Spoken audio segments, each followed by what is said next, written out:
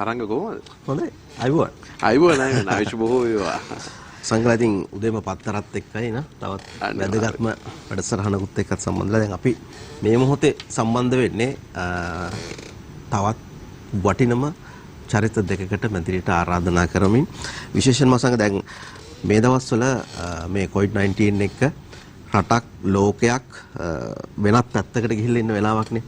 ව්‍යාපාර කියන්නේත් ඒ වගේ ටිකක් හැමෝම යම් යම් මානසික තත්ත්වයන් වලින් ටිකක් වෙනස් වෙලා වෙනස් විදිහකට මේ දවස්වල කල්පනා කරන හිතලා බලන කාලසීමාවක තමයි අපි මේ පසු වෙන්නේ.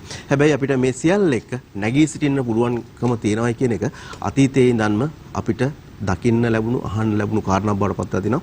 ඒක නිසාම මේ ව්‍යාපාරික ශාස්ත්‍රයත් එක්ක අපි කොහොමද ඉදිරියට යන්නේ කියන කාරණා පිළිබඳව මේ මොහොතේ කතා බහ කරන්න සුදුසුම දෙන්නෙකුට අපි ආරාධනා කරලා තියෙනවා. විශේෂයෙන්ම මේ ව්‍යාපාරිකයෝ ගත්තාම මුළු ලංකාව වටේම විසිරීලා පැතිරුණු කොළඹ තමයි හදවත බවට පත් වෙන්නේ. ඒ නිසා කොළඹ ව්‍යාපාරික සංගමය කියලා කිව්වහම කොළඹ පමණක් නෙවෙයි මුළු ලංකාවම එකතු වුණු ප්‍රධාන කේන්ද්‍රස්ථානය වෙන්නේ කොළඹ. කොළඹ ව්‍යාපාරික සංගමයේ ප්‍රධාන ලේකම් චමින්ද විදානගමගේ මහත්මයා ආයුෂ බොහෝ වේවා කියලා පිළිගන්නවා. ඒත් එක්කම භාණ්ඩාගාරික මහේෂ් අලවත්ත මහත්මයාවත් ආයුෂ බොහෝ වේවා කියලා පිළිගන්නවා. දැන් මේ ව්‍යාපාර සියල්ල විශේෂයෙන්ම ලංකාවේ හැම තැනකම විසිරුණු ව්‍යාපාර කොළඹට තමයි කේන්ද්‍ර වෙන්නේ. අපි උදාහරණයක් විදිහට ගත්තොත් මැනික් මාකට් එක ගත්තොත් ඒ වෙළඳපොළට ලංකාවේ සතර දිග් භාගයෙන් අවශ්‍ය දේවල් එනවා. එතකොට මේ ව්‍යාපාරිකයෝ යලි නගා සිටවන්න අපි නිදාගත්ත හැම රාත්‍රියකම ආයි පසුදා අවදි වෙනවා වගේ දැන් නැගිටින්න ඕනේ, අවදි වෙන්න ඕනේ. මේ ව්‍යාපාරිකයන්ව ශක්තිමත් කරන්න මොකද්ද තියෙන සැලසුම? බොහොම ස්තුතියි. පළමුවෙන්ම අපට මේ අවස්ථාව ලබා දීපු සියත ටීවී ආයතනයට, කියන්නේ මේ රටේ ව්‍යාපාරිකයන් වෙනුවෙන් ප්‍රධාන නගරයේ ව්‍යාපාරිකයන් විදිහින් අපේ ගෞරවනීය ස්තුතිය මේ අවස්ථාවේදී පුද කරන්න ඕන. මම ඉස්සෙල්ලම කොළඹ ව්‍යාපාරික සංගමය ගැන කෙටියෙන් හැඳින්වීමක් කරන්නම්. කොළඹ ව්‍යාපාරික සංගමය කියන්නේ අපි කොළඹ නගරය කේන්ද්‍ර කරගෙන තමයි මේ ව්‍යාපාරික සංගමය ආරම්භ කරේ. නමුත් මේ වෙන විට අපි කොළඹ නගරය කියන්නේ මේක හබ් එක, තොගවෙළඳාමේ මධ්‍යස්ථානය, දිවයිනේ සියලුම ව්‍යාපාරික සංගම් දිස්ත්‍රික්ක සියලුම අපිත් එක්ක බැඳලා ඉන්නේ. මේ වෙනකොට අපි ව්‍යාපාරික සංගම් 39ක් එකට එකතු වෙලා ඉන්නවා. සමාජික ප්‍රමාණය 1,65,000කට වැඩි වෙලා ඉන්නවා අපේ සමාජික ප්‍රමාණය. එතකොට අපේ ව්‍යාපාරික සංගමේ ප්‍රධාන අනුශාසකත්වය දරන්නේ නවලෝක සමූහ ව්‍යාපාරයේ සභාපති ආචාර්ය ජයන්ත ධර්මදාස මැතිතුමන්. ඒ වගේම ඊශ්වරන් බ්‍රදර්ස් සමූහ ව්‍යාපාරයේ සභාපති ගණේෂ් මැතිතුමන්. ඒ වගේම ජෙප්‍රි ජේම්ස් අධිපති ජෙප්‍රි හාජ්ජියාන් මැතිතුමන්. එතුමා තමයි ගිය අවුරුද්දේත් හොඳම ව්‍යවසායකයාටත් ඒ වුණේ. ඒකම අපේ සභාපතිත්වය දරන්නේ ආචාර්ය වෙන්කටේශ්වරන් මැතිතුමන්. අපි ව්‍යාපාරික සංගමයක් විදිහට දැන් අපේ අනුශාසකත්වය දරන මේ ප්‍රධාන මේ රටේ ඉන්න ව්‍යාපාරික පුරුක, ඒ කියන්නේ එතුමන්ගේ උපදෙස් සහ අනුශාසනා අපි හැම වෙලේම සංගමයක් විදිහට අපි ලබා ගන්න. මොකද වුන් දන්නවා මේ ව්‍යාපාරික වුන්ට තියෙන ව්‍යාපාරික ඥානය. ව්‍යවසායකයෙක් මේ රටේ කොහොමද ඇති වෙන්න ඕන කියන එක වුන්ට තේරෙනවා. අපි හැම වෙලේම ඔවුන්ගේ අදහස් වලට, ඒ උපදෙස් වලට ගරු කරමින් තමයි සංගමය ඉදිරියට යන්නේ.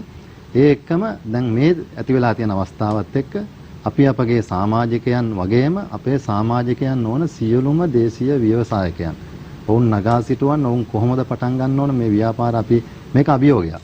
ඇත්තටම ව්‍යාපාරිකයා කියන්නේ අභියෝග වලට මුහුණ දීලා අභියෝග ජයගත්ත මිනිස්සු. ඒ නිසා අපි මේක අභියෝගයක් විදියට බාර ගන්නවා. ව්‍යාපාරිකයෙකුට හැම දවසක්ම අභියෝගයක්. හැම දවසක්ම අභියෝගයක්.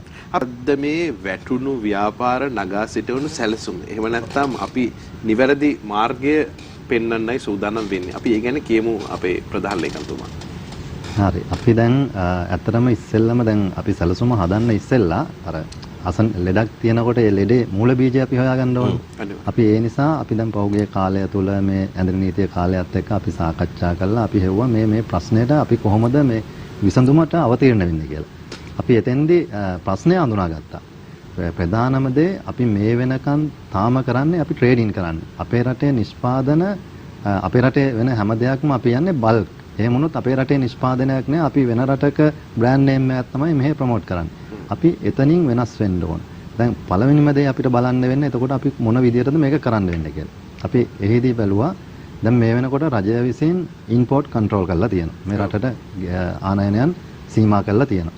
එතෙන්දී දැන් අපේ ඉන්න අපිත් එක්ක සියලුම ශ්‍රේෂ්ඨයන් වල ඉන්න ව්‍යාපාරික ප්‍රජාව ව්‍යවසායකයන් ඉන්නව ලක්ෂ ගාණක් අපිත් එක්ක අත්වලපදෙන. ඒතකොට සමහර ශ්‍රේෂ්ඨයන් තියෙනවා මේ අවස්ථාව වෙන විට ඔවුන්ගේ නිෂ්පාදන වලට වෙළඳපළක් නැති වෙනවා. එතකොට අපි ඔවුන්ව දැනුවත් කරනවා ඔබ වෙනත් නිෂ්පාදනයකට.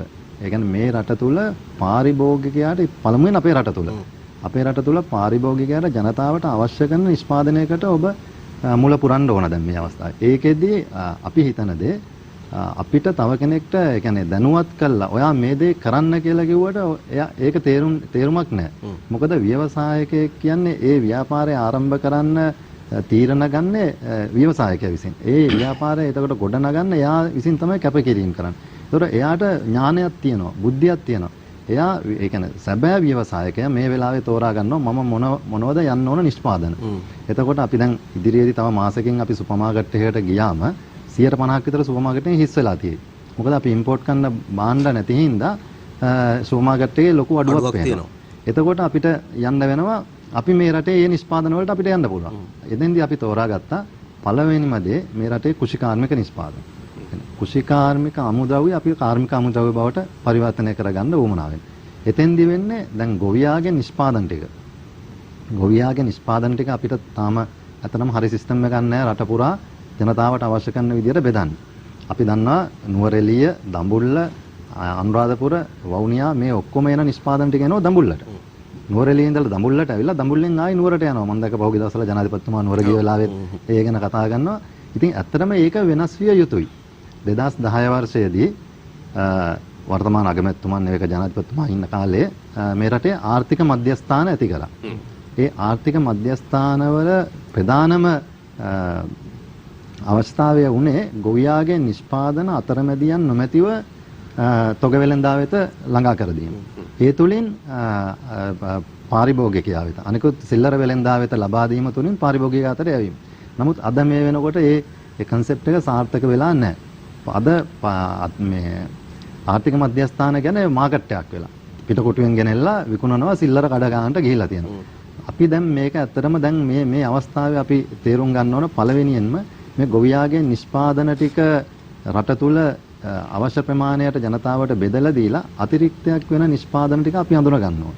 සහ නිෂ්පාදන වලට යන්න පුළුවන්. දැන් අපිට වෙනත් නිෂ්පාදන වලට යන්න පුළුවන් භෝගවලට ගොවියාව යොමු කරන්න ඕන. එහිදී ව්‍යවසායකයාට අපි ලබා දෙනවා දැනුම මේ දේ පටන් ගන්න. දැන් එයා කියනවා නම් එයාට වට්ටක්ක වලින් එයාට හදන්න පුළුවන් නිෂ්පාදන. හරි ඒ නිෂ්පාදන වලට එයා දැන් ඒක එයා ව්‍යවසායකයා තේරුම් ගත්තට පස්සේ අපේ සංගමයේ අපිට කියනවා නම් අපේ සමාජයේ කියලා මම මේ දේවල් වලට යොමු වෙනවා කියලා එයාට අවශ්‍ය කරන කාර්මික තාක්ෂණික දැනුම රාජ්‍ය යාන්ත්‍රණයේ අවශ්‍ය කරන සහයෝගය බැංකු වලින් අවශ්‍ය කරන සහයෝගය ඒ සියලුම සහයෝගයන් අපි සංගමයක් විදිහට උන්ට ලබා දෙනවා. නැත්නම් පිට විදේශ වෙළඳපොළ පවා උන්ට හදලා දෙන්න පුළුවන්. විදේශ වෙළඳපොළ අපි අනිවාර්යයෙන්ම ඒක ලබා දෙනවා. මොකද අපි දැන් මේකට ඉස්සෙල්ලා මේ COVID-19 වසංගතයේ එන්න කලින් අපි අපගේ යුරෝපය සහ ආසියාතික වෙළඳපොළ සම්බන්ධයෙන් අපි අධ්‍යයනයක් කළා.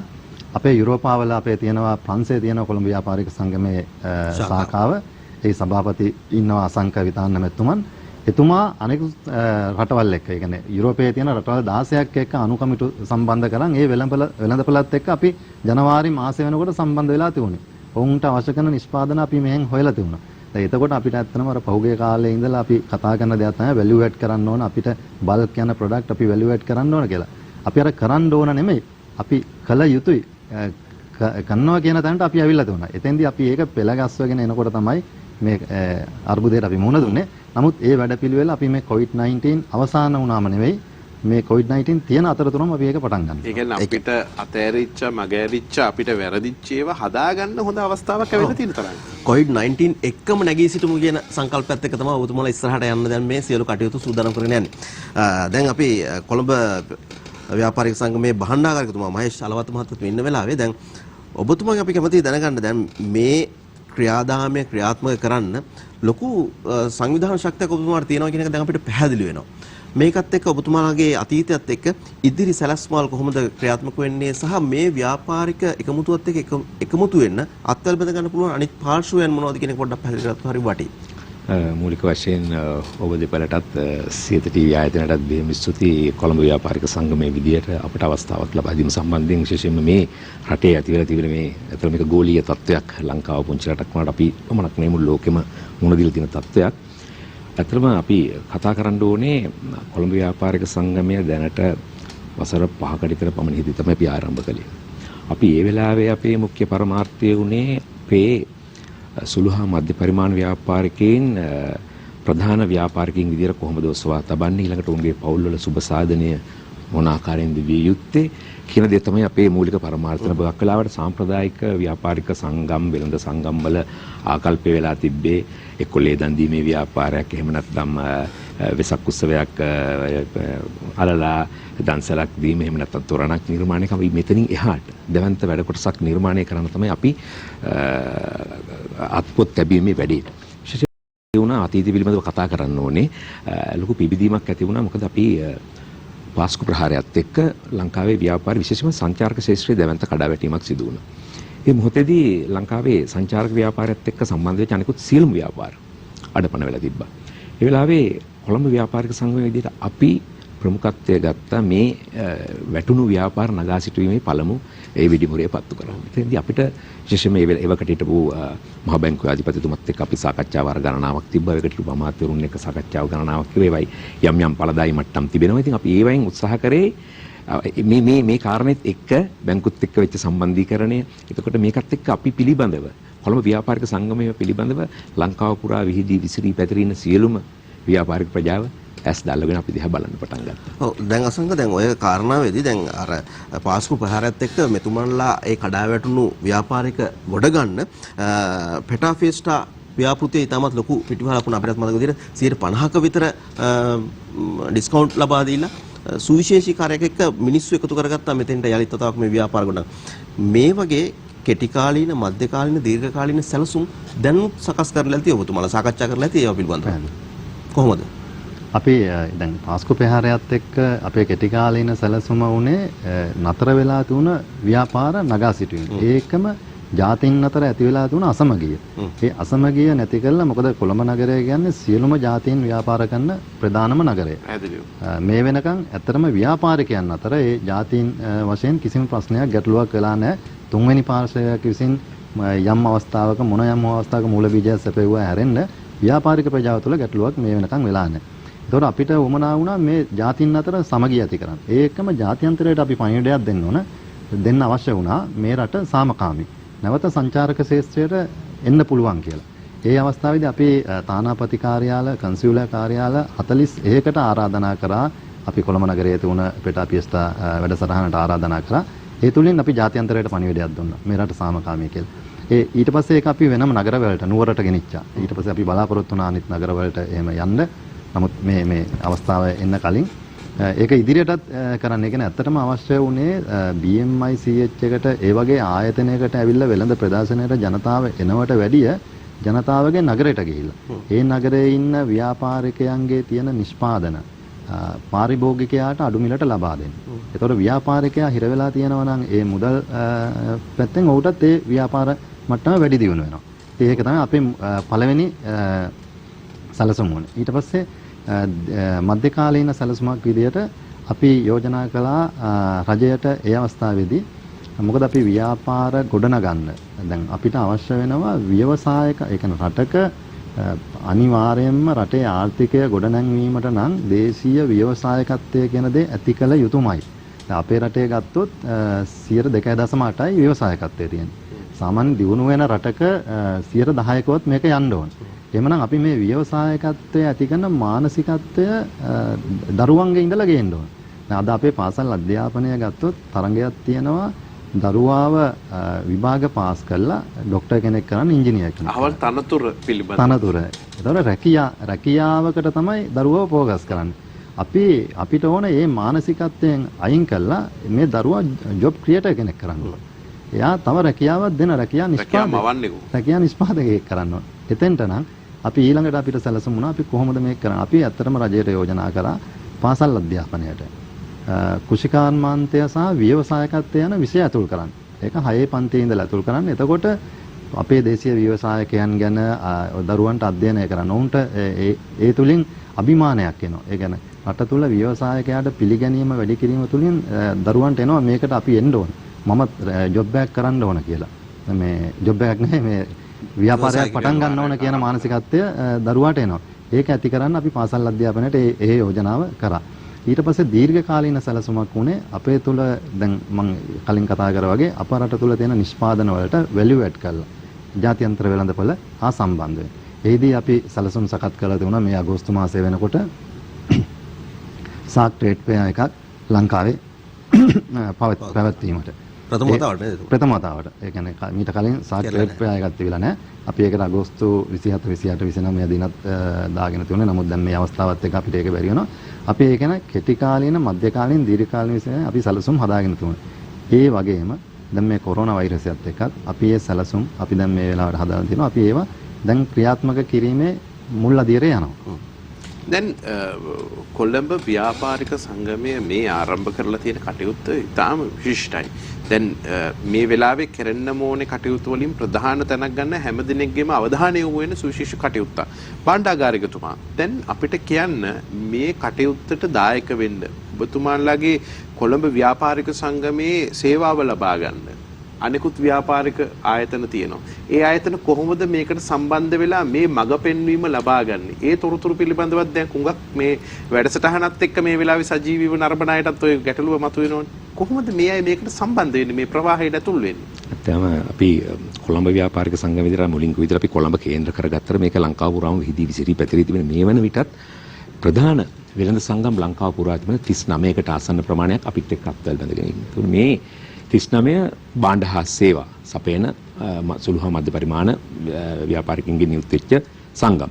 ඉතින් අපි මෙතනදී මහා පරිමාණයට කියන තැනට වඩා සුළු හා මධ්‍ය පරිමාණනිකුත් ලංකාව පුරාම ඉන්න සියලුම ව්‍යාපාර අපිත් එක්ක අසු වෙන්න පුළුවන්. ඔවුන්ට සංගමයක් විදියට ඔවුන් අපිටම උදාහරණයක් විදියට අපි ගමු ගාල්ල ගත්තොත් ගාල්ල දිස්ත්‍රික්කයේ තියෙන වෙළඳ සංගමයක් ඔවුන්ට පුළුවන් අපිත් එක්ක අපිව සම්බන්ධ කරගන්න. අපගේ අන්තර්ජාලය හරහා පුළුවන් අපිත් එක්ක සම්බන්ධ වෙන. අපේ දුරකථන අංක තියෙනවා අපි ඉදිරියේ දේවා කියන බලාපොරොත්තු වෙනවා. ඉතින් ඒ හරහා අපිත් එක්ක සම්බන්ධ වෙන්න පුළුවන්. සම්බන්ධ වෙලා ඒ සියලු ශේෂ්ත්‍රයන්ට අපිත් එක්ක කටයුතු කරන්න පුළුවන්. එතකොට අපි අතර අර මුලින් කිව්වා වගේ පුද්ගලිකව Tamanට තියෙන දේ නෙමෙයි. පොදුවේ සියලුම ව්‍යාපාරිකයන් නැගී සිටීම සඳහා අවශ්‍ය කරන ඒ හයිය ශක්තිය අපි ලබා දෙනකොට අපි රජයට බදු ගෙවන ව්‍යාපාරිකයන් විදියට රජයෙන් අපි යැපෙන්නේ නැතුව අපේ දෙන්න පුළුවන් දායකත්වයේ රටට ලබා දීලා ඒ රජයට අවශ්‍ය කරන බදු මුදල් වල හොඳ ව්‍යාපාරිකයෙක් නගා සිටීම සඳහා අවශ්‍ය ඒ පසුබිම, ඒ අවශ්‍ය කරන දැනුම ඒ සියල්ල ලබා දෙන්න කොළඹ ව්‍යාපාරික සංගමයේ අපි සූදානම්. විශේෂයෙන්ම ව්‍යාපාරිකයන්ට මාසිකව ගෙවන්න තියෙන ණය වැනි ගැටලු රාශියක් ඒ අයට පැන නැගිලා තියෙනවා. රජයෙන් විවිධ සහන ලබා දීලා තියෙනවා. නමුත් ඇතැම් වෙලාවට වාණිජ්‍ය බැංකුවකින් හෝ රජයේ බැංකුවකින් හෝ ලබාගත යුතු සහන තනිව ගිහිල්ලා ලබා ගැනීම, දිනා ගැනීමට වැඩිය මෙවැනි දැවැන්ත එකමුතුවක් එක්ක ලබා ගැනීම ඉතාම වැදගත් වෙනවා. මේ කාරණා පිළිබඳව දැනගන්න කැමතියි. ඉතාම වැදගත් වෙනවා. මොකද අපි ලොකු ගැටලු රාශියක ඉන්නවා.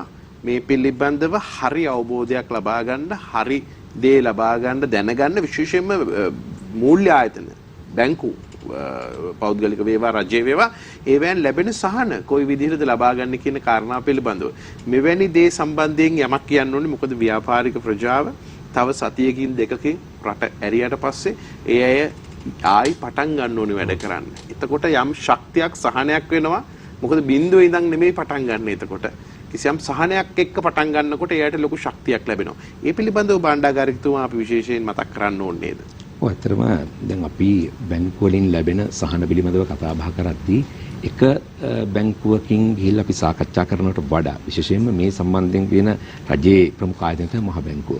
අපි මහ බැංකුවත් එක්ක සාකච්ඡා කරලා ඒ හරහා අනිකුත් සියලු බැංකු වලට මේ වන විටත් උපදෙස් ලබා දීලා තියෙනවා කොහොමද මේ තත්ත්වයෙන් නැගී සිටීම සඳහා ඕන් කළ යුතු ක්‍රියාමාර්ගය අනුව මේ වන විටත් විද්‍යුත් මුද්‍රිත මාධ්‍ය ඔස්සේ බැංකු වලින් ඉල්ලීම් කරලා තිබෙනවා ව්‍යාපාරිකයෝ Tamanට තියෙන ගැටලු සම්බන්ධයෙන් උට ඉදිරිපත් කරන්න කියලා. ඒ හරහා ඒ ශක්තිය උන්ට ලබා දෙන්නේ, සහනය ලබා දෙන බැංකු දැනටමත් ක්‍රියාත්මක කරගෙන යනවා. මම හිතන්නේ තවත් ඉදිරියට තවත් අවශ්‍ය වෙනවා නම් ප්‍රමාණවත් නොවේයි හැඟෙනව නම් අපිත් එක්ක සම්බන්ධ වෙලා අපිට පුළුවන් ඉදිරියට සාකච්ඡාව තවදුරටත් අපිට ඉදිරියට පවත්වාගෙන යන්න. තරංග මම හිතන්නේ දැන් අපි මේ මැද්රික තුල මේ පිළිබඳව සාකච්ඡා කරන සුන්දර ශනිදා වෙනවා. විශේෂයෙන්ම දැන් කාරක ප්‍රාග්ධනය වගේ දේවල් බැංකුව වලින් ලබා දෙන්න බලාපොරොත්තුෙන් ඉන්නවා.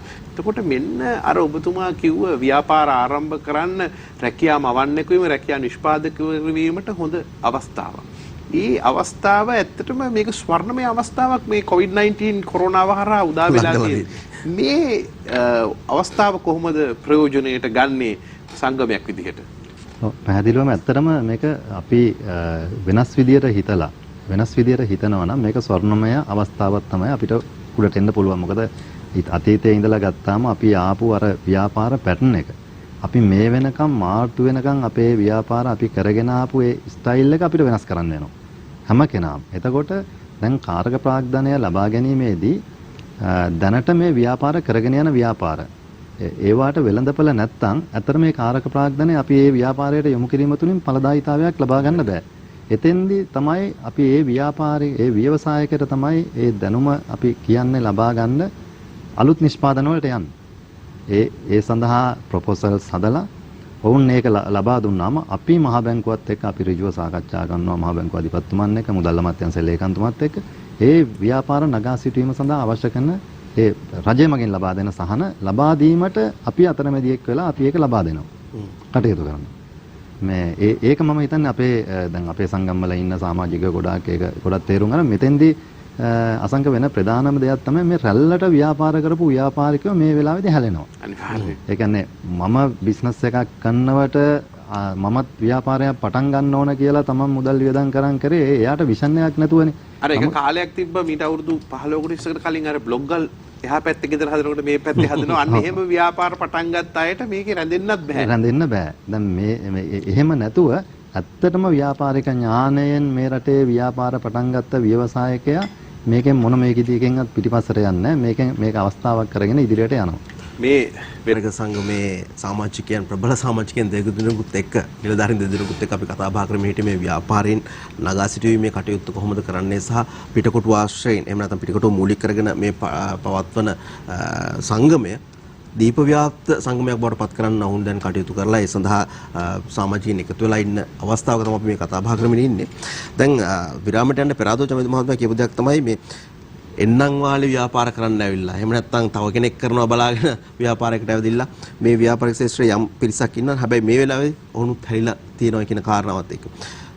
දැන් චමින්ද මහත්මයා වගේ අසංග 1993 අවුරුද්දේ ව්‍යාපාර කරන්න කොළඹට ඇවිල්ලා පොඩි ව්‍යාපාරික විදිහට මේ කටයුත්ත පටන් අරගෙන අද දවසේදී ලොකු කාර්යභාරයක් ඉස්සර සිද්ධ කරනවා. මේ වෙලාවේ අපි කැමතියි දැනගන්න දැන් පිටකොටෝ කියපුවාම මිනිස්සුන්ගේ මනසේ තියෙනවා යම් ඍණාත්මක අදහස් කිහිපයක්. මෙන්න මේක ටිකක් නැති කරගත්තොත් හොඳයි. මොකද හැමෝම මේ වෙලාවේ නිවසේ ඉඳන් නිදහසේ ඉන්න වෙලාවක්. හොඳ අවස්ථාව හොඳ පණිවිඩයක් දෙන්න. ඔව් පිටකොටුව කිව්වම ඇත්තටම අපි ලංකාවේ ගත්තාම තියෙන්නේ මේ ඍණ ධනාත්මක සිතුවිල්ලක් නෙමෙයි ඍණාත්මක සිතුවිල්ලක් තමයි. ඒකට ඕකේ අනිත් පැත්ත ඕනෑම දෙයක් ගන්න යන්න ඕනෑම තැන තමයි පිටකොටුව. ඔව්. ඒක දැන් ඒ සිතුවිල්ල ජනතාවට ඇවිල්ලා තියෙන්නේ මේ 100ට 2ක් 3ක් විතර කොළඹ නගරයේ ව්‍යාපාර කරන පදික වේදිකාවේ ඇවිල්ලා ව්‍යාපාර කරන ඒ යම් පිරිසක් නිසා තමයි ජනතාවට අර සිතුවිල්ල ඇවිල්ලා තියෙන්නේ. නමුත් ජනතාව හිතන්නේ ජනතාවට අවශ්‍ය කරන අත්‍යවශ්‍ය බන්න සියලුම භාණ්ඩවල තොග වෙළඳාම තියෙන්නේ පිටකොටුව. දැන් බලන්න මේ වෙලාව වෙනකොට අපි මාස එකමාරක් ඇඳුම් නීතිය දාලා තියෙනවා. රටට අවශ්‍ය කරන අත්‍යවශ්‍ය භාණ්ඩ හිගයක් නැතුව ජනතාවට ලබා දීලා තියෙනවා. ඒ රටම නිදි පිටකොටුව වැඩ. පිටකොටුව වැඩ. එතකොට වරායයි පිටකොටුවේ අතර ඒ තියෙන සම්බන්ධය. දැන් පිටකොටුවේ ඒ වෙන ගුණාත්මක දේ ගැන ජනතාව කතා කරන්නේ නැහැ. නමුත් අර පදික වේදිකාවේ ඇපල් හෝ දොඩම් සුදුසු නැති දේ අර පිට නැහැ CI කියලා විකුණන්නේ ඒ පොඩි සිදුවිලි තමයි කතා කරන්නේ. ඒ දේ තමයි කතා කරන්නේ. ඉතින් ඒකෙදි අපි ඇත්තටම කියන්නේ පහුගිය කාලය තුල වුණත් අපි දැක්කා දේශපාලනඥයන් විසින් රැකියාව දෙන්න බැරුව පදික වේදිකාවේ යම් තැනක් දෙනවා ඔවුන්ගේ ආධාරකරුවන්. ඉතින් ඒක අපි වෙනස් කරන්න ඕන කියලා පහුගිය කාලය තුල හඬ නැගුවා. අපි කියන්නේ පදික වේදිකාවේ වෘත්තියක් විදියට කරගෙන ආපු ව්‍යාපාරිකයන් ඉන්න අවුරුදු 20 30 පදික වේදිකාවේ ඉන්න අය. ඒගොල්ලන්ට පහුගිය කාලය තුල හඳුන්වලා දුන්නා වෙළඳ මධ්‍යස්ථාන. දැන් පිටකොටේ බෝධිය ගාව දැන් තියෙනවා වෙළඳ මධ්‍යස්ථාන. එතකොට අඩිසිය පාර ගාව. අඩිසිය පාරේ හදලා තියෙනවා. ඒක ඇත්තටම අපි අවුරුදු 5ක් වෙනවා අපිට ඒක විවෘත කරගන්න බැරි වුණා. 580ක් වෙළඳ කුටි තියෙනවා. දැන් ඒ වගේ ස්ථානයක් දුන්නාම එයා නගර සභාවට බදු ගෙවනවා. රජයට වග කියන යුතු ව්‍යාපාරික එයාට අභිමානයක් තියෙනවා. එයාට ව්‍යාපාරික ස්ථානයක් තියෙනවා. දැන් එයාගේ දරුවන්ට හරි කියන්න පුළුවන් අපේ තාත්තා ව්‍යාපාරිකයෙක් කියලා. නැත්නම් දැන් දරුවන්ට කියන්න බෑ තාත්තා පදික වේදිකාවේ ඉන්නේ පේමන්ට් කාර්යය කියලා. ඉතින් අන්න එතනින් වෙනස් කරන්න අපි රජයත් එක්ක වැඩ කටයුතු සකස් කරමින් තිබුණා. ඉතා ඉක්මනින් ඒවා අපි කරන්න බලාපොරොත්තු වෙනවා. ඒ වගේම පාවෙන වෙන සංකීර්ණය නාගරික සංවර්ධන අධිකාරියට දෙතියන්නේ සුදු වලියෙක් වෙලා තියෙනවා පහුගිය කාලය තුල. ඉතින් ඒක මම හිතන්නේ විදේශිකයන්ගේ පවා ඉතාම දැඩි අවධානයකට ලක් වුණා. බොහොම ආකර්ශනීය තැනක් ඒක. ලංකාවට ඇත්තටම ඒ කියන්නේ ඒ වගේ ඒ ස්ථානය හදපු එක ඒ විදිහට ගත් එක ගැනම ඇත්තටම අපි සතුටු වෙන්න ඕන. අපිට දැන් ඒක පවත්වාගෙන යන්න බැරි වුණේ ඇයි? ඉතින් ඒකට වැඩපිළිවෙලක් තියුණේ නැති හින්දා. ඒ පාවෙන වෙලන් සංකීර්ණ ඒ වගේම පන්න මාළු මාකට්ටයත් එක්ක ගෝල් සෙන්ටර් එක දැන් අද ඒවත් අභාවයට ගිහිල්ලා තියෙනවා. ඉතින් ඒ විදිය වර්ල්ඩ් මාකට් එක අපි මේ මාකට් තුනටම පහුගිය කාලය තුළ සැලසුම් මදලා මේ දැන් වෙසක් එකත් එක්ක අපි හිටිය වෙසක් කලාපයක් පාවෙන වෙලන් සංකීර්ණය කරන්න හිටපු ආණ්ඩුකාරතුමියත් එක්ක සාකච්ඡා කරලා සියලු වැඩ කටයුතු සාදා නිම කරලා තිබුණේ ජනාධිපතිතුමාගේ උපදෙස් අනුව. නමුත් ඒක අපිට මේ තත්ත්වයට එක කරන්න බැරුණා. නමුත් ඉදිරියේදී මේ සියලු දේ අපි නැවත නගා සිටුවීමට කටයුතු කරනවා. මම හිතන්නේ දැන් රටේම ඉන්න ව්‍යාපාරික ප්‍රජාවට මේක ඉතාම හොඳ අවස්ථාවක් ආමන්ත්‍රණය කරන්න අපේ භාණ්ඩාගාරිකතුමා මහේෂ් අලවත්ත මහත්මයාට විශේෂ පණිවිඩයක් තියෙනවා කියලා කිව්ව කියන්න. ඒ විශේෂ කාරණාව මම හිතන්නේ කියන්න මේක තමයි වෙලාව. අතරම මේ අපේ ලේකම්තුමා කියපු කාරණාවට චූටි දෙකුත් මට එක්කාසු කරන්න ඕනේ. වත්මන් ජනාධිපතිතුමා නාගරික සංවර්ධන විෂය භාර වේවකට ලේකම්වරයා වෙලා ඉන්න කාලේ දෙවන්ත කාරණා ගණනාවක් ඉෂ්ට සිද්ධ කරා. මොකද අපි ඉස්කෝලේ යන කාලේ පාසල් යනවාදී අපි හිතාගෙන හිටියේ පදික වේදිකාව කියන එක තියෙන්නේ වෙළඳාම් කරා. අපි ඉස්කෝලේ යන කාලේ හිතාගෙන හිටියේ පදික වේදිකාව තියෙන්නේ කොළඹ වෙළඳාම් කරන්න. හැබැයි වත්මන් ජනාධිපතිතුමා ඒ විෂය භාරව ලේකම්වරයා ඉන්න අවදියේ තමයි අපි දැනගත්තේ මේ පදික වේදිකාව තියෙන වෙළඳාම් කරන එක තියෙන පදිකෙන්ට ඇවිදගෙන යන්නේ. පිළිබඳව ඍජු තීන්දුව ගණනාවක් ගත්ත කොළඹ නගරය ඉතාමත් අලංකාර කරමින් ලස්සන කරමින් දෙවන්ත වැඩ කොටසක් කරා. එතනදී අපි අන්න එතෙන්ට තමයි ප්‍රවිෂ්ටයක් ගන්න ඕනේ අපේ සුළු හා මධ්‍ය පරිමාණ ව්‍යාපාරිකයන්ගේ තාක්ෂණික දැනුම වැඩි කළ උන්ගේ තියෙන ආකල්පමය වෙනසක් ඇති කරන්න. ඔවුන් මේ පදික වේදිකාව තුළ සිරවීම තුළ උන්ට බැරි වුණා රජයෙන් ලබා දීපු අවස්ථාවන් බොහෝ දේවල් ඔවුන්ගේ අතට අරගන්නට. විශේෂයෙන්ම අපි කියපු පාවෙන වෙළඳ සංකීර්ණය ඒකම දුම්රිය වලට යාබදව තිබෙන අපි කවුරුත් ව්‍යවහාරයේ කතා කරන වර්ල්ඩ් මාකට් එක කියන තැන. එහෙම නැත්නම් අර ගෝල්ඩ් මාකට් අලුතෙන් හදපු තැන. මේවට ඇතුල් වෙලා මේ ව්‍යාපාරික කටයුතු පොඩි මැලිකමක් අපේ ව්‍යාපාරිකයෝ දැක්කේ. ඒකට අවශ්‍ය හැබැයි මේ මගනගුම ජංගම රත ගාල් කරලා ඒවැ ව්‍යාපාරික කටයුතු කරගෙන යනවා. අපි මේ මෑත කාලෙත් අපේ ලේකම්තුමා අපි සම්බන්ධ වෙලා මේ ව්‍යාපාරයේ එක තැනකට එක්කාසු කරලා රජයේ අමාත්‍යවරුන්ගේ සම්බන්ධීකරණ අපි නැවතත් උත්සාහ කරා මේ මානසිකත්වය වෙනස් කළා එතනට අපි නැවතත් අරගෙන යන්න අර නතර වෙච්ච තැනින් ආපහු රට ඉදිරියට ගෙන යන්න. ඒ අතරතුර මම විශේෂ පණිවිඩයක් කියලා කිව්වේ දැන් අපි මේ ගත කරන්නේ ඇත්තටම මාස 14ක් පහුගිය පාස්කු ප්‍රහාරයේ ඉඳලා මේ දක්වා මම හිතන්නේ හරිම අවාසනාවන්ත කාල සීමාව මේ මාස 14ක 15ක කාල පරාසය තුල අපිට අපේ ව්‍යාපාරිකයන්ට ඔලු උස්සන්න හම්බුනේම නැහැ. ඒක මම දන්නේ නැහැ. මේ වෙසක් සමය කියලා කිව්වහම අපේ ව්‍යාපාරිකයෝ වැඩිපුර වෙළඳාම් කරන කාලයක්. පිටකොටු ආශ්‍රිතව දැවැන්ත ව්‍යාපාර අපි විදුලි ඒ ආලෝක සම්බන්ධයෙන් වේවා බෞද්ධ කොට මේ සියලු දෙම ලොකු සෞඛලේ ඉඳලා සෞකඩදාසී ඉඳලා ඉතින් මේ සියලු කටයුතු යන හිටලා තියෙන යතරතුර දැන් හැබැයි අපේ උත්සාහය උද්‍යෝගයේ තියෙන අපේ ව්‍යාපාරික ප්‍රජාව මේ තත්ත්වයේ තුලත් ඒ සියලු බාධක ජයගෙන කෙසේ හෝ ව්‍යාපාර කරගෙන යන කොටසක් අපි දකිනවා.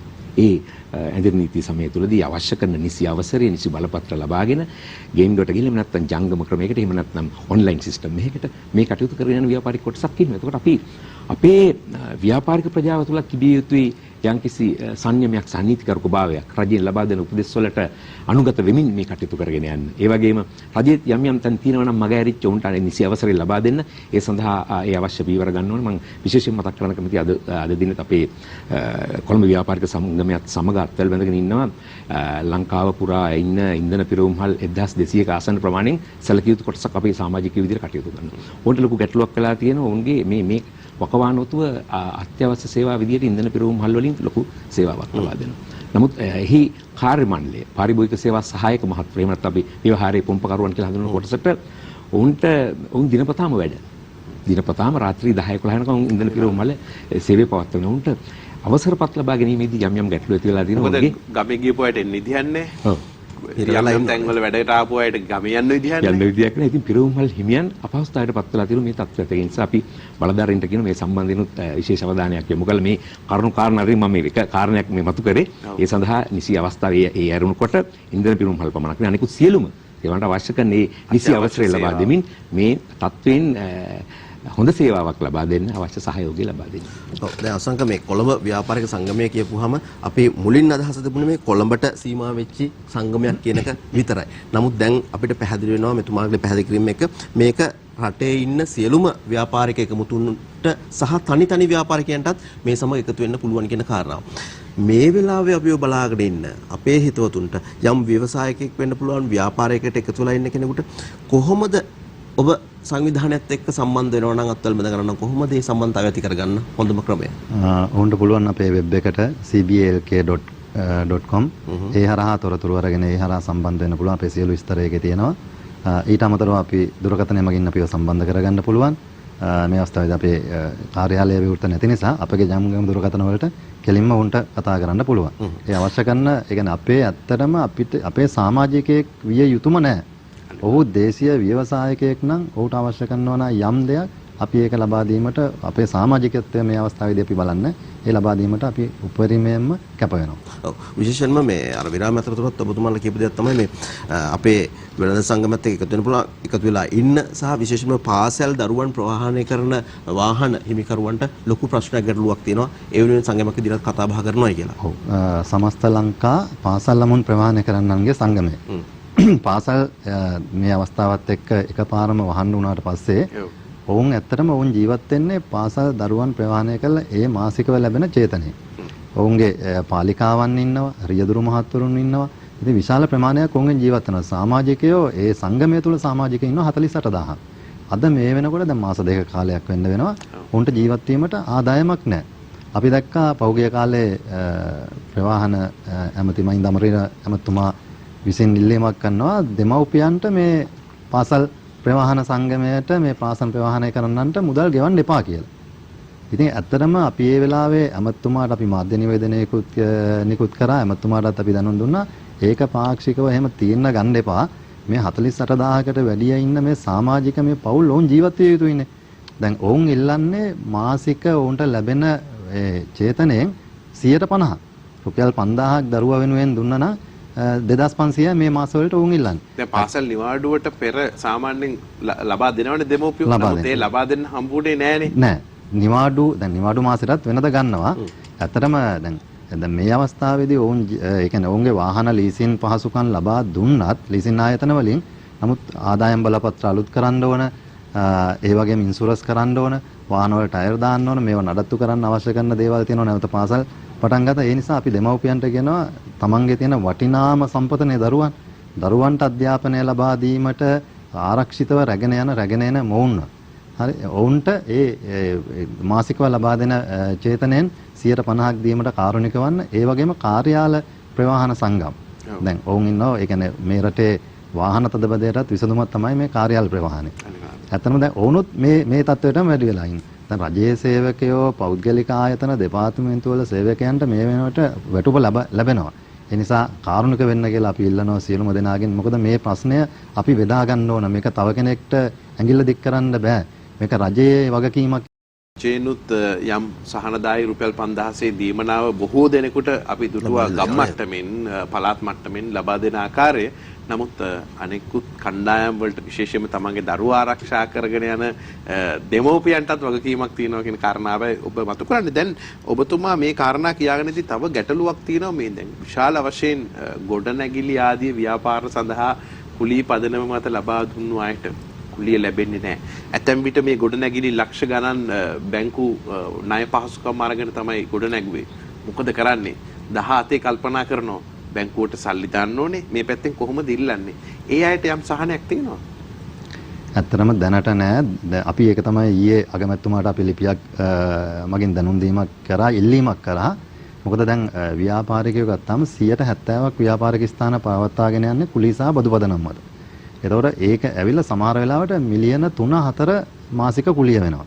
ඉතින් දැන් මේ අවස්ථාවේදී අපිට මාර්තු ඉඳලා දැන් මාස 2ක් වෙනවා මේ වහලා තිබීම තුලින් ආදායමක් නොමැතිව ඒ කුලී මුදල් ගෙවන්න බෑ. දැන් රාජ්‍ය ආයතන සහ දෙපාර්තමේන්තුව අපි හිතමු නාගරික සංවර්ධන අධිකාරියෙන් එහෙම ලබාගත් මේ ස්ථාන නම් අපිට පුළුවන් මේ අවස්ථාවෙන් පසුව මැදිහත් වෙලා ඒකට සාධාරණව ක්‍රියා කරන්න ඉල්ලීමක් කළා ඒ අවශ්‍ය පහසුකම් ලබා දෙන්න. නමුත් පෞද්ගලික බිල්ඩින් ඕනර්ස්ලගේ එයාලගෙන් අපි ඉල්ලීමක් කරන්න ඕන අපි රජයට කිව්වේ මේකට මැදිහත් වීමක් කරන්න.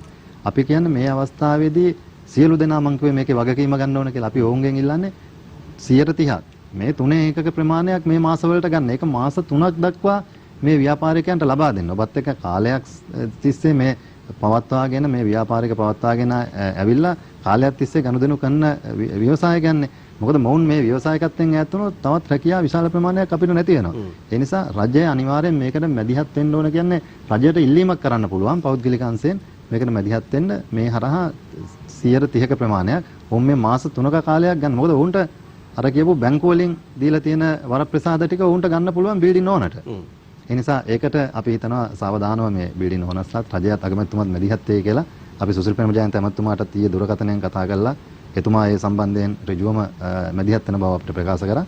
අපි බලාපොරොත්තු වෙනවා මේ සතිය තුළ ඒකට රජයෙන් අපිට පිළිතුරක් ලැබෙයි කියලා. තරංග මේක හරියට දන්වැලක් වගේ එකකට එකක් සම්බන්ධ වෙනවා. විදුලි බිල් එනවා, ජල බිල් එනවා, මේ බොහෝ දේවල් මේ අපිට පෙනෙන නොපෙනෙන ගැටලු දහස් ගණනාවක් තියෙනවා. ඉතින් මේ සියල්ලට පිළිතුරු සෙවීම කෙටි කාලීනව කරන්න අමාරුයි. යම් කාලයක් වැය වෙනවා. නමුත් ඒ ඊට වේගයෙන් ඔබේ සංගමේ ව්‍යාපාරික සංගමේ කොළඹ ව්‍යාපාරික සංගමේ මේ වෙනුවෙන් කැප වෙලා කටයුතු කරන බව පේන තරංග තව අවසාන වශයෙන් ඔබතුමාලට අපිව නරඹන හිතවතුන්ට දෙන්න තියෙන පණිවිඩය සමස්තයක් වශයෙන් දෙන්න තියෙන පණිවිඩය ලබා දුනොත් හරි වටී මේ අවසාන විනාඩි කිහිපේ.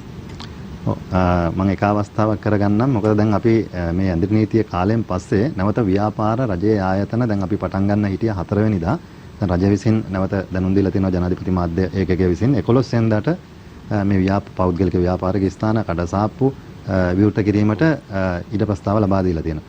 ඒ නිසා කොළඹ නගරය කියන්නේ අපි මේ දිවයිනත් එක්ක සම්බන්ධම නගරය හින්දා අපි අපේ ඉන්න ව්‍යාපාරික ප්‍රජාවට අපි කියනවා ශ්‍රී ලංකා අපි පොලිස් දෙපාර්තමේන්තුවත් එක්ක පොලිස්පතිතුමා ඒ වගේම බස්නාහිර පළාත් ආණ්ඩුකාරතුමන් එක්ක අපි සාකච්ඡා කළා අපි මොවුන්ට දීලා තියෙනවා යම් නීති ක්‍රමවේදයක් ඒක අනිවාර්යෙන්ම ඔවුන් පිළිපදිය යුතුයි. මොකද තමන්ගේ ව්‍යාපාරික ස්ථානයේ ඉන්න සේවකයා සියලුම දෙනා සෞඛ්‍ය අමාත්‍යාංශය විසින් ලබා දීලා තියෙන ඒ සෞඛ්‍ය උපදෙස් අනිවාර්යයෙන්ම පිළිපදින්න ඕන. ඒ වගේම ව්‍යාපාරික ස්ථානයට ඇතුල් වන තැන ඉදිරියේ hand sanitizers තියලා තියන්න ඕන. ඒ වගේම අවශ්‍යතාව ඒ කියන්නේ තමන්ගේ ඉඩ ප්‍රමාණය අනුව තමයි සේවකයන් ගන්න ඕන. අපි කියන්නේ 3 එකක් සේවයට කැඳවන්න අනිත් රූටින් එකට සේවයට කැඳවන්න. ඒ වගේම අපි පොලිසියෙන් ඉල්ලලා සිටිනවා අතුරු මාර්ග වලින් ඇතුල් වීම නතර කළා මේ ප්‍රධාන මාර්ග අපි මේන් ස්ට්‍රීට් එක ඕල්කට් මාවත තුලින් ඇතුල් වීම දෙන්න ඒ අවශ්‍යතාවය තියෙන කෙනාට විතරයි. මොකද අපි මේ නගරය ආරක්ෂා කරගත්තේ නැත්නම් නැවතත් දෙවනි රැල්ලක් විදියට මේක රට පුරා යන්න පුළුවන්. ඒ නිසා පොලිසිය බස්නාහිර පළාත් ආණ්ඩුකාර කාර්යාලය ව්‍යාපාරික සංගම් අපි සියල්ලම එකතු වෙලා ඒක හදලා තියෙනවා. මේ නීති යම් විදියකින් කඩ ගන්නවා නම් ව්‍යාපාරිකයෙක් ව්‍යාපාරික ස්ථානය ඒ ව්යාපාරික ස්ථාන සීල් කරන්න නගර සභාවේ සෞඛ්‍ය අංශත් එක්ක අපි ඍජුවම මැදිහත් වෙනවා කියන එකත් මේ අවස්ථාවේදී ප්‍රකාශ කරනවා. රට ක්‍රියාත්මක වෙන්න පටන් ගත්තට පස්සේ ව්‍යාපාරික ආයතන වැඩ කරන්න පටන් ගත්තට පස්සේ කඩ ඇරියට පස්සේ මේකට එන පාරිභෝගිකෝ වගේම ව්‍යාපාරික ප්‍රජාවත් අනුගමනය කළ යුතු ක්‍රියාමාර්ග ගණනාවක් තියෙනවා. අපේ භාණ්ඩාගාරිකතුමා මේ සාකච්ඡාව අවසන් කිරීමට මහේෂ් අලවත් මහත්මයා මේ සියලු දෙනාට ලබා දෙන්න ඕනි පණිවිඩයක් තියෙනව නේද? අපි හැමෝම ආරක්ෂා වුණොත් තමයි ව්‍යාපාරය රට අපි සියලු දෙනා රැකෙන්නේ. අනිවාර්යයෙන්ම චීනයේ හුබේ පළාතෙන් ආරම්භ වෙච්ච මේ ව්‍යසනය ලෝකේ පුරා මහ දැවැන්ත විදියට ව්‍යාප්ත වෙලා යන මොහොතේ ලංකාව පුංචි රටක් විදියට බොහොම සාර්ථකව මේකට මුහුණ දීලා තියෙනවා. විශේෂයෙන්ම අපේ රණවිරුවන්ට, සුවවිරුවන්ට, ඒ වගේම රටේ දේශපාලන අධිකාරියට අපි ස්තුති පිරිනමන්න ඕන මේ මොහොතේදී වුන් ගනිපු ක්‍රියාමාර්ග නිසා තමයි අපි මේ තාක් දුරට මේ තත්ත්වය අපි පාලනය කරගෙන ගිහින් ඉතින් අපිට තියෙනවා දැවැන්ත ජාතික වගකීමක් රජයට ආරක්ෂක අංශවලට සුව සේවාවලට අපේ සහයෝගය ලබා දෙන්න. ඉතින් ඒ නිසා අපි කියපු සෞඛ්‍ය ක්‍රමවේදයන් මීටරයක පරතරය තබා ගන්න, මුඛාවරණයක් පළඳින්න, ඒ වගේ නිතරම දෑත් පිරිසිදුව තබන්න, මේවා මම හිතන්නේ මේ කාලෙට පමණක් නෙවෙයි. අපි අනාගතයටත් පාවිච්චි කරනකොට අපේ සෞඛ්‍ය ශාස්ත්‍රයට අපි වියදම් කරන මුදල් බොහෝසේ ඉදිරියේදී අපිට අඩු වේවි. අපිට හෙම්බිරිස්සාවක් ඇස්සක් පවා හැදෙන්න තියෙන සුළු ඉඩකඩ පවා අපෙන් ඇහිරිලියයි මේ ක්‍රමවේදයන් භාවිත කරන නිසා අපි ව්‍යාපාරික කටයුතු ඉදිරියට පවත්වාගෙන යන රජයෙන් ලොකු සහයෝගයක් ලැබේවි. ඒ අතරතුරේ කොළඹ ව්‍යාපාරික සංගමයේදී අපි සහයෝගයක් ලබා දෙනවා. ඔබ රජයට සහ සෞඛ්‍ය අංශවලට ඒ සහයෝගය ලබා දෙමින් මේ කටයුතු ඉදිරියට පවත්වාගෙන යන්නේ කියන පණිවිඩය තමයි අපිට දෙන්න තියෙන්නේ. තරංග කොළඹ ව්‍යාපාරික සංගමයට මම හිතන්නේ මේ සුවිශේෂ අවස්ථාවක් විදිහට උදා කරලා දෙන්නේ මේක රටේ අවශ්‍යතාවය. ප්‍රධාන උවමනාවක් තමයි මේ ඉෂ්ට කරන්නේ. ඒ නිසා අපි ලබා දුන්නු අවස්ථාවෙන් උපරිම ඵල ප්‍රයෝජන නෙලා ගනිමින් රටට ජාතියට අනාගතයට වැඩදායි යමක් මං හිතන්නේ මේ ගත වෙච්ච කාලය තුල ඉෂ්ට කරන්න ලැබුණා. අපේ කොළඹ ව්‍යාපාරික සංගමේ ප්‍රධාන ලේකම්තුමා චමින්ද විදානගමගේ මහත්මයා මේ දවස්වල හැමෝම සුව පහසුවෙන් හිටියට බොහොම රාත්‍රී වෙනකන් මේ සියලු ප්‍රශ්න වලට උත්තර දෙමින් තමයි කටයුතු කරන්න කියලා වැඩ කරන බව අපිට දැනගන්න ලැබුණා. ආයුෂ බොහෝ වේවා, බොහෝ දේ කරන්න ශක්තිය ධෛර්ය ලැබේවා.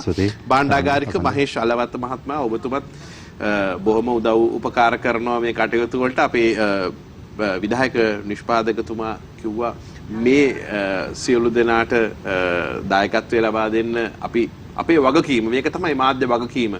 මාධ්‍ය වගකීම අපි ඉෂ්ට කරනවා. විශේෂයෙන්ම ඔබතුමන්ලා කරපු ඉල්ලීමට අවශ්‍යතාවය ඒ වගකීම හරියාකාර විශ්ට කිරීම පිළිබඳව කිසියම් ආකාරයක සතුටක් අපටත් තිබෙනවා. තරංග.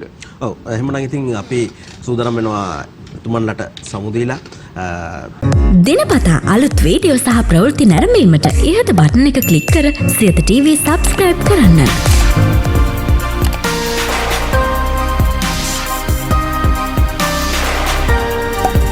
අලුත් වීඩියෝ ගැන මුලින්ම දැනගන්න මෙම සීනුව ක්ලික් කරන්න.